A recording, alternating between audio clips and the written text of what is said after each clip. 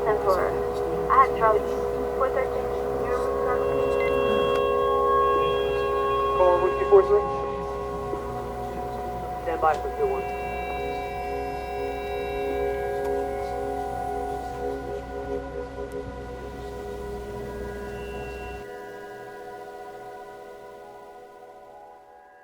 Well, we're here in our real-time tactical operational intelligence center. We want to prevent a crime from occurring in the first place. We don't want our camera system to be a whodunit of let's turn to the camera and figure out who just committed this crime after we had to take the report, but rather leveraging the technology to get in front of the crime from occurring and prevent it from happening in the first place. Because of that camera there, we were able to lock up a lot of guys on that corner. It does a 360 angle. So we would get drug activity here, we would get drug activity 9th and Cedar, all the way down to 7th and Vine, which is the next block over.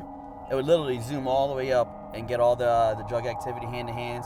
And we usually have a supervisor in RTOC that would give us information on who has drugs on them, who the buyers were. There was really a course of 2 riots that had taken place, one in the late 60s and one in the early 70s. These 2 watershed moments in our city really started and accelerated the decline. The void that was left created the byproduct of where we are today.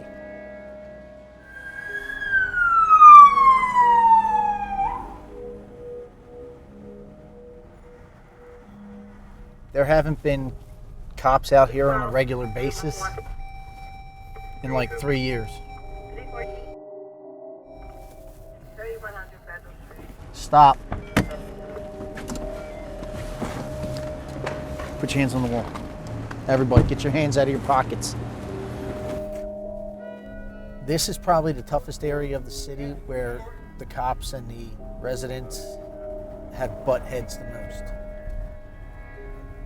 Last group of officers came and we came out here for a short period of time. They would actually, the dealers, the gang members, the thugs would actually gather and they would yell out as the officers were in a formation, "You're in the belly of the beast. You're in, the heart of the lion. This is where it all starts and we're not giving up." This is 6th Street. I like to call it the heroin highway.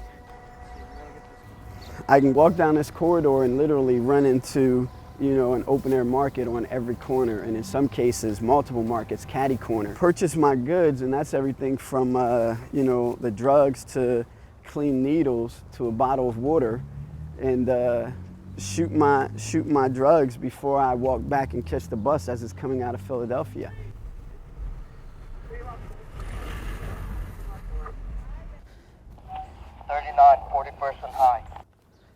What RTOC does, they're very prevalent as far as actually engaging individuals that are in drug transactions.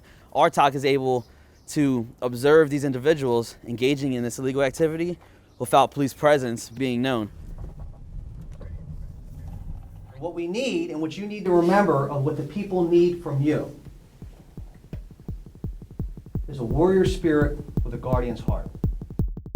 There's a car chase going on. I'm behind. 834.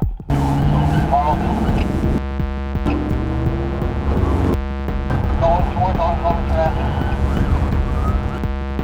Terminate the pursuit. 300, terminate the pursuit. 833. They just failed. It looks like on foot.